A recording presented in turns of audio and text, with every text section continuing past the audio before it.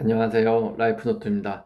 오늘 제가 갖고 온 주제는 바로 목표를 이루기 위해서는 무엇부터 해야 할까라는 주제로 한번 가져왔습니다.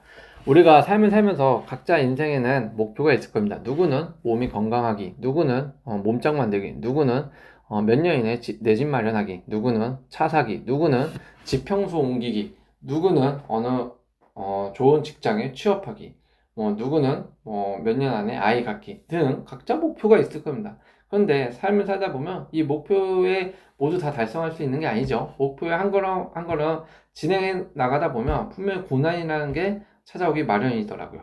등산도 마찬가지인 것 같아요. 저는 이 등산과 삶이 매우 흡사한 공통점이 있다고 생각을 합니다. 오늘 갖고 온 주제는 그래서 목표를 이루기 위해서 무엇부터 해야 할까를 지리산 종주했던 제 등산의 경험과 빗대어서 한번 이야기를 해볼까 합니다. 정말 과거의 이야기이긴 하지만 생각해보면 등산과 삶이 매우 공통점이 많다라는 것을 이번에 다시 한번 글을 쓰면서 알게 된 건데요. 부족하더라도 재밌게 들어주시기 바랍니다. 등산과 인생의 공통점. 첫 번째, 저는 2박 3일 지리산 종주라는 걸 해봤습니다. 저는 사실 이 등산에 취미가 별로 없어요. 그래서 처음 이 지리산 종주가 정해졌을 때 매우 큰 스트레스로 작용이 되었습니다. 음, 친한 친구 4명이서 이제 지리산 종주를 한 건데, 이 친구들이 산과 또 낚시를 좋아해서 좀 이렇게 좀 액티비티한 걸 좀 하는데, 낚시는 뭐 저도 조금 합니다. 좋아합니다. 근데 산은 전혀 취미가 없었는데 하필 또 2박 3일짜리 지리산을 한번 타보자고 해서 가게 되었는데요. 저는 이 지리산 종주라는 곳을 이제 올라가기 시작하는 순간부터 날짜가 정해지더라고요. 날짜가 정해진 순간부터는 매우 스트레스가 받기 시작하고 스트레스가 시작이 됐어요. 왜냐면 2박 3일 산을 타야 되는데 제 체력이 따라줘야 될 거 아니에요. 그렇기 때문에 저는 2박 3일 산을 타기 위한 체력을 만들기 위해서 한 달 전부터 계속 몸을 만들기 시작했고, 식단도 조절하면서 몸이 무겁지 않게 가벼움을 유지하기 위해서 계속 컨디션을 유지하는 이거 안 하던 걸 하려고 하다 보니까 내 몸에 스트레스도 오고 제 정신적으로도 스트레스가 많이 오더라고요. 어쨌든 계속 그 스트레스의 나날이었습니다. 그래서 뭐 이제 장난반 농담반으로 농담반 진담반으로 이제 친구한테 나는 이제 못 오르겠다, 도착해서 너희들끼리 가라, 난 집에 갈랜다라고 했지만 역시 친구들이 저에게 용기를 북돋아 주면서 한번 올라가 보자라고 하더군요. 그래서 시작도 전에 이런 산봉우리들의 멀리 보이는 구름 사이로 보이는 산봉우리들을 보면서 다시 스트레스가 오기 시작하더라고요. 어떻게 저걸 오르냐 생각부터 들더라고요. 지금 생각해보면 참 시작만 하면 될 걸 저 혼자서 너무 이런저런 생각으로 내 자신 스스로 힘들게 한 게 아닐까라는 생각을 한번 해보게 됩니다. 등산도 막상 시작을 해보니까 정말 시작이 반이더라고요. 시작하면 될 걸 그냥 너무 그 전날부터 한 달 전부터 너무 체력 키운다, 식단 관리한다, 장비가 뭐뭐 필요한지 알아보고 스트레스 받던 내 자신이 너무 좀 초라해 보이더라고요. 그러지 말고 우리 삶도 마찬가지예요. 무언가 시작하려고 할 때 매우 고민거리가 있을 겁니다. 이거 하면 그 사람이 어떻게 생각하지? 아니면 이걸 하면 이런 결과가 나타났을 때는 어떻게 반응해야 되지? 라는 등의 쓸데없는 생각을 할 수도 있다. 그런데 잘 생각해보면 시작이 반이다. 시작만 하면 뭐든지 그 다음 일은 알아서 그 작용에 의해서 내가 반응만 하면 될 뿐이다라는 걸 저는 깨닫게 되었습니다. 자, 등산과 삶의 공통점. 첫 번째, 등산도 보니까 정상으로 오르는 길은 하나지만 코스가 매우 다양하더라고요. 1박 코스도 있고 2박 3일 코스, 하프 코스, 하프 코스도 있고 뭐 당일 코스도 있고 여러 개 있더라고요. 그런데 결국 정상으로 오르는 길은 하나의 길이라는 걸 알게 되었습니다. 정상이 이렇게 있으면 여러 갈래의 길이 있지만 결국 이 여러 갈래의 길 중에서 여러 코스로 오지만 결국 이 정상으로 한번 올라가는 길은 하나의 길로 이어진다라는 거. 즉, 각자 오르는 사람마다 준비는 다양하게 해오겠죠? 체력도 다르게 키워올 거고, 각자 갖고 온 식량도 다를 거고, 이 준비에 따른 각자 온 뭐, 옷이라든지, 식량이라든지, 체력, 그리고 도구들 모두 다르게 갖고 왔을 거예요. 하지만, 결국 목표점까지는 더 멀리 갔냐, 많이 갔냐, 빨리 가느냐의 정도의 차이지, 이 목표 자체가 바뀌는 건 아니다. 우리 삶도 그런 것 같아요. 우리가 목표를 하나 정했으면, 내 목표에 대해서는 길이 다양해 보이지만 사실 더 빨리 갈 수도 있고 더 멀리 갈 수 있는 정도의 차이예요. 그렇기 때문에 꼭 빨리 안 가도 되고 꼭 느리게 가도 실패한 게 아니다. 그리고 내가 먼저 도착해도 꼭 그게 다가 아닐 수가 있다. 오히려 천천히 도착하는 게 더 득일 때도 있는 목표 지점일 수도 있다라는 걸 저는 깨닫게 되었습니다. 올라가다가 너무 힘들어서 제가 쉬고 있을 때는 다른 사람들이 제 앞에 올라가더라고요. 순간 내 앞을 지나쳐 가는 것일 뿐인데 저는 그게 매우 압박감을 처음엔 다가오더라고요. 왜냐하면 저는 헉헉대고 있는데 제 앞을 아무렇지도 않게 저보다 어린 친구들까지도 아버지랑 등산을 하면서 제 앞을 지나가는 걸 보면 아, 내가 이렇게 체력이 안 되는구나. 내가 준비가 좀 덜 되었나? 아니면 저 친구는 뭔데 저렇게 체력이 좋아서 내 앞을 지나가지? 아, 그러면서 좀 스트레스와 압박감이 좀 오더라고요. 왜냐하면 좀 더 뒤처지면 괜히 나 혼자 낙오가 돼서 종주 완료도 못할 뿐더러 대피소까지 일단 먼저 가야 되는데 저 대피소까지 나 혼자 밤늦게 도착할까 좀 걱정이 되더라고요. 그래서 저는 빨리 지나쳐야겠다는 생각으로 다시 쉰 몸을 좀 멈추고 다시 이제 장비를 챙겨서 올라가기 시작했는데 지금 놓고 생각해보면 나보다 앞서간다고 무조건 나보다 빨리 도착하는 게 아니라는 것을 등산을 통해서 알게 됐습니다. 그 사람들도 나를 지금 앞서는 가지만 나중에 어느 지점에서는 결국 쉬게 되더라. 그 사람들은 안 쉬는 기계가 아니다. 그것도 좀 아셔야 될 것 같아요. 등산과 삶의 공통점 두 번째로는 정상의 도착은 또 다른 출발을 의미하더라고요. 저 복권 당첨되면 평생 놀 거예요 라는 말을 달고 사는 사람들이 있습니다. 근데 이거의 답은 이미 수많은 일상 속에 기사 속에서도 나와 있죠. 갑부들이, 수많은 운동선수들이, 수많은 연예인들이 다 돈을 이미 평생 먹고 놀 그런 돈을 벌었지만 계속 일을 하는 이유가 무엇인지를 보면 복권 당첨된다고 평생 놀고 먹을 수는 없을 겁니다. 즉 무언가를 성공해서 돈을 많이 벌면 정말 놀기만 할 수 있을까라는 의문을 던져보면 절대 그렇게 되지 않는다는 거죠. 결국 무언가를 찾아서 일을 하게 된다라는 거죠. 타인이라는 게 꼭 그래요. 저도 이제 산을 오르면 다시는 안 오르겠지. 이번 오르고 끝이다 라고 생각을 해봤는데 산을 오르고 나면 저 높고 험한 산을 좀 찾게 되더라고요. 더웁니다. 네.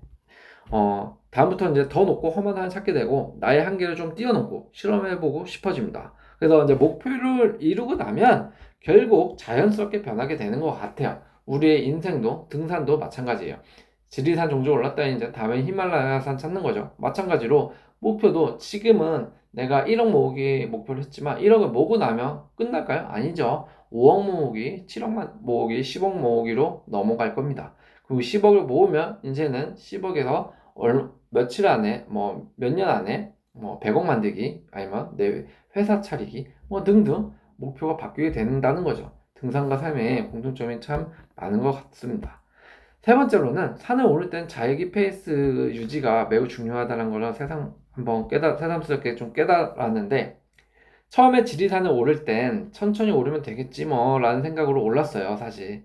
근데 이게 이제 2박 3일 코스잖아요. 오르다 보면 정말 좀 지루해집니다. 왜냐하면 천천히 오르다 보면 사실 뭐 음악이 나옵니까? 아니면은 뭐 앞에 보이는 게 이렇게 재미거리가 있나요? 제 앞에 보이는 거는 뭐 이제 등산 올라가는 아줌마 아저씨들의 뭐 뒤통수라든지 아니면은 그냥 산자락의 그냥 풍경일 뿐입니다. 뭐 재밌는 영상이 있는 것도 아니고요. 재밌는 소리가 들려오는 것도 아니고요. 그렇다고 친구랑 같이 가느냐 그것도 아닙니다. 넷이서 같이 갔지만 사실 각자 체력이 너무 다 다르기 때문에 먼저 갈 사람 먼저 가고 나중에 만나긴 하지만 또 천천히 갈 사람 천천히 가고 더 늦게 오는 사람 더 늦게 오게 되고 이렇게 조금씩 흐트러져서 대형이 흐트러져서 가게 됩니다. 그렇기 때문에 결국 나 혼자서 오르다 보면 이게 지루해져서 좀 더 빨리 오르고 싶은 마음이 생기게 되더라고요. 남이 쉬는 구간에서도 저는 멈추지 않고 산행을 한번 감행해 봤습니다. 나중에는 다리 후 경련이 오고 내가 할 수 있던 속도보다 더 느려진다는 것을 깨달았습니다. 결국 남들이 나를 다시 지나쳐 가더라고요. 우리 인생도 좀 그런 것 같아요. 내가 좀 뒤처진다고 해서 빨리 가보려고 무리를 해보거나 아니면은 내 페이스는 분명히 이 속도인데 이 속도보다 조금 더 빨리 도달해보려고 한 번 더 뛰어보거나 좀 더 감행해본다고 했을 때 항상 무언가 시련이 오고 고난이 오는 것 같아요. 등산도 내 페이스대로 유지했으면 괜찮았을 거를 제가 괜히 멈추지 않고 지루하다는 이유로 한번 산행을 조금 멈추지 않고 쉬어야 할 타임에 쉬지 않고 감행을 한 바람에 나중엔 다리 근육이 오면서 훨씬 내 속도가 느려지는 걸 깨달은 것처럼 말이죠. 그러니까 우리 인생에서도 항상 자기만의 속도가 있다. 성공도 아니, 과정도 나만의 속도가 있는 거를 절대 깨닫고 그걸 유지하면서 갈 생각을 하셔야 된다. 혹시라도 좋은 일이 있더라도 더 빨리 가려고 하지 말고 나쁜 일이 있더라도 그것을 피하려고 해서 좀 더 무리한 방법을 택하거나 그러면 결국 탈이 나더라. 결국 나의 속도가 나오지 않는다라는 거. 결국 내 페이스가 매우 중요하다라는 겁니다. 네 번째로는 이거는 뭐 등산이나 인생이나 정말 빼놓을 수 없는 것 같아요. 피드백, 즉 경험자의 말을 잘 듣자라는 건데요. 옆에 있는 경험자는 이미 정상을 종주했던 친구입니다. 사람이죠. 이미 경험이 있어요. 내가 더 체력이 안 좋아 보인다는 이유로 듣지 않았습니다. 저는 사실 저보다 더 왜소하거든요. 그 친구는. 근데 그 친구는 저한테 그럽니다. 어느 구간만 가면 괜찮아진다. 어느 구간만 가면 그때는 좀 더 힘들어진다. 나중에 좀 더워지니 얇게 입고 와라. 바람막이까지만 챙겨라. 밤 되면 더 추우니까 뭐뭐 입고 와라. 등 이런 얘기를 저는 싸그리 무시했습니다. 그냥 산이니까 어떻겠지라는 저의 추측과 인터넷에서 대충 본 글만 가지고 갔습니다. 그리고 정말 거짓말처럼 어느 구간에 도달하면 괜찮아지기도 하고 정말 거짓말처럼 어느 구간만 도착하면 정말 힘들어지기 시작하더라고요. 우리 인생도 좀 그런 것 같아요. 투자든 특히 이 투자는 유경험자의 말을 무조건 좀 들을 필요가 있어요. 왜냐하면 조심하자는 차원에서 우리가 경험자의 말을 듣자라는 거는 위험을 피해가기 위한 거지 내가 대박이 나기 위한 게 아니라는 점을 꼭 생각을 해보셔야 됩니다. 때문에 유경험자의 말을 경청하고 전 듣자라는 말은 적어도 평타 이상은 할 수 있다. 즉 리스크 관리가 가능하기 때문에 경험자의 말을 듣자라는 거죠. 그렇기 때문에 유경험자의 말을 경청하고 들어야 되는 부분은 투자라는 부분이 있을 수가 있고요. 그리고 뭐 직업의 선택 아니면 직업의 과정에 있어서 유경험자의 말을 들으면 좀 더 일의 효율성이 올라가는 부분도 있겠죠. 네, 그런 부분을 생각을 한다면 저는 유경험자의 말은 무조건 거르지 말고 한 번씩은 듣고 경청해봐라. 그러면 분명히 평타 이상은 될 것이다 라고 좀 말씀을 드리고 싶고요. 등산과 산의 공통점 다섯 번째로는 산을 오를 때 힘들게 하는 건 내 신발 속 모래이다라고 저는 생각을 합니다. 그러니까 누가 저를 힘들게 한 건 아니에요.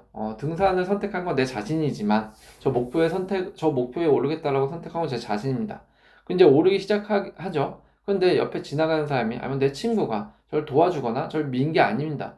그리고 지나가는 옆집 뭐 아저씨 아줌마들이 제가 올라가는데 힘들게 뭐 잡아 당기고 이런 게 아닙니다. 결국 저는 이 산행을 하면서 느꼈던 거는 지리산 종주를 하면서 느꼈던 거는 나에게 오는 시련은 결국 나에게 내 안에 있는 내 요소에 있다. 내 안에 있다라고 생각이 들더라고요. 첫 번째 대피소에서 들던 생각, 바로 포기하고 싶다. 하지만 포기가 안 됩니다. 왜? 돌아가는 길도 빡세고 온 길도 아깝기 때문이죠.